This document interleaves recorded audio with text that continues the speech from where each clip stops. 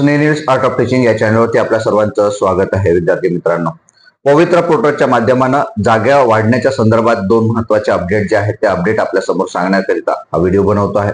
आपण जर माझ्या चॅनलला पहिल्यांदा आले असाल तर माझ्या चॅनलला सबस्क्राईब करा, जेणेकरून येणारा कोणतेही जे अपडेट्स असेल ते अपडेट आपल्या चॅनलला कायमस्वरूपी मिळत राहील.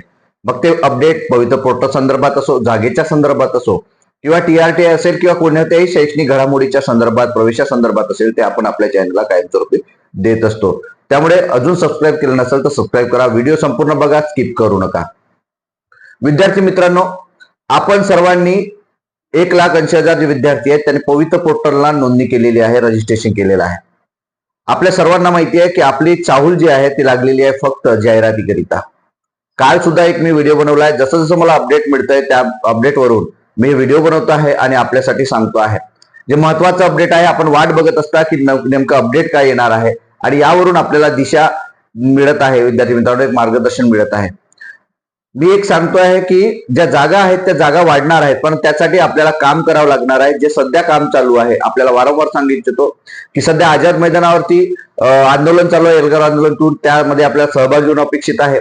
पुण्याला सुद्धा आंदोलन झालं, आझाद मैदानावर 10 तारखेला सुद्धा एक आंदोलन झालं. अशा विविध आंदोलनाच्या माध्यमातून एक शासनावरती दबाव आणणं गरजेचं आहे, ज्या माध्यमातून आपल्या अडचणी आहेत, ज्या समस्या आहेत तो सोडवल्या जाणार आहे. तशी एक अडचण म्हणजे जागेच्या वाढीच्या संदर्भात आहे. 2 दिवसापूर्वी रिझल्ट लागलेला आहे, केंद्र प्रमुखाचा रिझल्ट लागला आणि केंद्र प्रमुखांची पदं जी आहेत ती पदं 2400 पेक्षा जास्त पदं ही संपूर्ण महाराष्ट्रामध्ये होती. मग याची परीक्षा 3-4 तारखेला झाली, त्याचा रिझल्ट सुद्धा लागलेला आहे.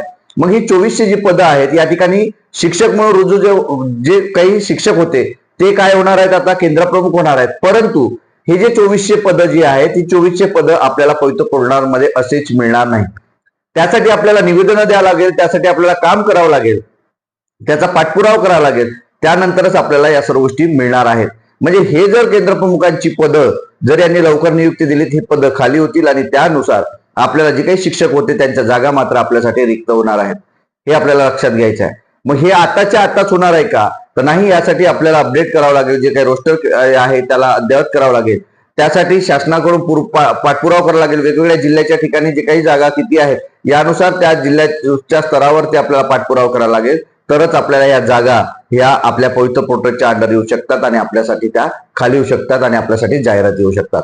हा झाला पहिला मुद्दा. विद्यार्थी मित्रांनो, दुसरा जो मुद्दा आहे तो दुसरा मुद्दा आपल्या सर्वांना माहिती आहे की क्रीडा शिक्षक भरती असेल किंवा बाकी इतर भरती आहेत, तर आता जे अतिरिक्त समायोजन आहे, अतिरिक्त समायोजनाच्या बाबतीत सुद्धा मी तुम्हाला सांगतो, काही काही जिल्हा परिषदनं काय झालं, जर शिक्षक अतिरिक्त होऊ नये, त्यांचा पगार निघावं असं स्पष्ट त्या ठिकाणी उल्लेख केलेला आहे. आणि अशा शिक्षकांना ज्यांची अर्हता नसताना, म्हणजे शैक्षणिक पात्रता नसताना, जसं एखादा डीएड वाला एखादा शिक्षक असेल तर त्या शिक्षकाला सुद्धा बीपीएडच्या जागावर शारीरिक शिक्षक म्हणून त्या ठिकाणी नेमणूक केलेली आहे किंवा त्यांना त्या ठिकाणी जागा नॉर्मल ठेवलेली आहे. म्हणजे कशासाठी की आपला शिक्षक हा इथून जाऊ नये याच्यासाठी कुठे ना कुठेतरी उलट काम करण्याचं धाडस या अधिकाऱ्यांच्या माध्यमातून होत आहे आणि त्या संचालकांच्या माध्यमातून सुद्धा होत आहे.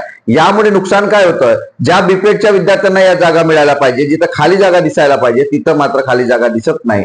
आणि 2 दिवसापूर्वीच एक व्हिडिओ बनवलेला की दादाजी भुसे यांना जेव्हा विधानसभेत प्रश्न विचारलेला होता की ज्या खासगी संस्था आहेत त्या खासगी संस्था जाणीवपूर्वक हयगय करतात, कशा संदर्भात, तर भरती करण्यासंदर्भात किंवा जाहिराती देण्यासंदर्भात पवित्र पोर्टलला, मात्र त्याच संस्था चालक किंवा संस्था काय करतात तर या मागच्या बाजूनं, मागच्या दारातून येऊन ही शिक्षक भरती करत असतात, ज्यात आर्थिक वशिला देऊन हे काम करत असतात. ज्यामुळे जे गरीब होतकरू विद्यार्थी आहेत त्यांचं मात्र या ठिकाणी नुकसान होत आहे. त्या जागा सुद्धा आपण चौकशी करून या जागा आपल्या या कुठे यायला पाहिजे, पवित्र पोर्टलमध्ये यायला पाहिजे. आणि ही यावरती सुद्धा समिती बसलेली आहे. आणि विद्यार्थी मित्रांनो, नक्कीच या जागा ज्या आहेत या जागा जास्तीत जास्त करून आपल्यासाठी उपलब्ध होणार आहे. कारण या चौकशीमध्ये त्या सर्व गोष्टी दिसून येतील आणि यातून त्या भीतीपोटी ज्या खाजगी संस्था आहेत त्या संस्था सुद्धा यावर्षी मात्र काय देणार, जास्तीत जास्त जागा आपल्याला या पवित्र पोर्टलला आलेल्या दिसतील. म्हणजे अशी जे 2 मुद्दे आहेत, हे 2 मुद्दे अत्यंत महत्वाचे मुद्दे होते, केंद्र प्रमुखांच्या संदर्भातलं आणि आता हे जे काही खासगी संस्था आहेत त्या संदर्भातील. म्हणजे या जागा जरी स्थानिक स्वराज्य संस्थांच्या जागा जरी नाही येतील, परंतु या जागा आल्या पाहिजे, कारण त्या पद्धतीने 8 ते 9 हजार जागा ज्या फक्त स्थानिक संस्थेच्या असणार आहेत.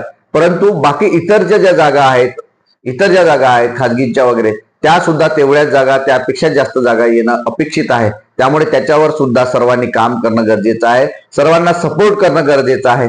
कारण जे विद्यार्थी किंवा उमेदवार आपला व्हिडिओ बघतात त्या सर्वांना सांगू इच्छितो की आपल्याला अपेक्षा आहे की नवीन अपडेट काहीतरी मिळेल, आणि याच अपडेटच्या दृष्टिकोनातून आपल्याला अपडेट बघून चुपचाप राहायचं नाही आहे, तर आपल्याला सोबत काम करायचं आहे. कारण याशिवाय आपल्याकडे पर्याय नाही. जागा वाढल्या तरच कट ऑफ कमी येईल, जागा वाढल्या तरच आपल्याला आपली काय होईल, निवड होईल. आणि आंदोलनाच्या माध्यमातून किंवा निवेदनांच्या माध्यमातून, पाठपुराव्याच्या माध्यमातूनच प्रिफरन्स जे काही मर्यादित आहे त्यांना अमर्यादित कसं करता येईल, हा सुद्धा सर्वात महत्वाचा विषय असणार आहे. आणि इतर ज्या काही 3 ते 4 गोष्टी ज्या आहेत, जे कोकण पॅटर्न वगैरे आहेत, तो पॅटर्न सुद्धा संपूर्ण महाराष्ट्रभर लागू झाला पाहिजे. अशा विविध मागण्यांना घेऊन आपण हे आंदोलन करतोय, एल्गार आंदोलन करतोय. याचे जे नेते मंडळी आहेत, संदीप कांबळे सर आहेत, संतोष मगर सर आहेत, बाकी इतर सुद्धा त्यांच्यासोबत जे काही मंडळी आहेत, या सर्वांना सपोर्ट करा. यापूर्वी सुद्धा शिव युनिटी फाउंडेशनच्या माध्यमातून सुद्धा आपल्या आंदोलन करण्यात आले, देशमुख सरांच्या माध्यमातून पुण्यात आंदोलन करण्यात आलेले आहे. हे सर्व लोक जे आहेत ही काम करतायत आपल्यासाठी. त्याच्यामुळे आपल्यासाठी काम करणाऱ्या व्यक्तींना मदत करणं, सहकार्य करणं हे सर्वात महत्वाचं आहे. विद्यार्थी मित्रांनो, उमेदवारांनो, हेच आजचं अपडेट होतं. या अपडेटवरून तुम्हाला नेमकं काय वाटतंय हे नक्की कमेंट बॉक्समध्ये कळवा. आणि अशाच अपडेट करता आपल्या चॅनलला मात्र सबस्क्राईब करा. धन्यवाद.